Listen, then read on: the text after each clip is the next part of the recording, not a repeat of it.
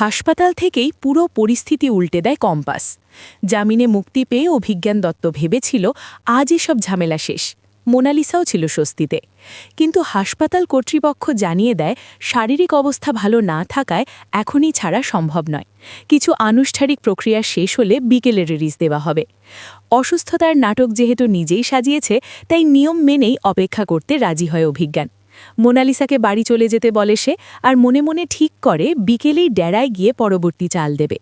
ঠিক তখনই অন্যদিকে কম্পাস নিজের পরিকল্পনা বাস্তবায়নে নেমে পড়ে। গুন্ডাদের চোখ ফাঁকি দিয়ে মাকে নিরাপদ জায়গায় পাঠিয়ে দেয় সে, আর যারা তাকে অনুসরণ করছিল তাদেরই পালাতে বাধ্য করে। পরিস্থিতি বুঝে কম্পাস সিদ্ধান্ত নেয় এবার সরাসরি বড় চাল দিতে হবে। জিতকে নিয়ে সে রওনা দেয় সেই হাসপাতালে যেখানে অভিজ্ঞান দত্ত ভর্তি। ডাক্তারের ছদ্মবেশে কেবিনে ঢুকে পড়ে কম্পাস। মুহূর্তের মধ্যেই অভিজ্ঞানকে অজ্ঞান করে স্ট্রেচারে তুলে হাসপাতাল থেকে বেরিয়ে যায়। কারো সন্দেহ পর্যন্ত হয় না। গাড়িতে বসে কম্পাস মনে মনে বলে, এতদিন তুমিই চাল চললে, এবার খেলা আমার হাতে। বাবাকে অপহরণের মূল্য তোমাদের দিতেই হবে। আজ তোমার দিয়েই শুরু, এরপর আসবে তোমার আসল বসের পালা। এভাবেই পাল্টা কৌশলে অভিজ্ঞান দত্তকে জিম্মি করে পুরো খেলাটাই নিজের দিকে ঘুরিয়ে নেয় কম্পাস।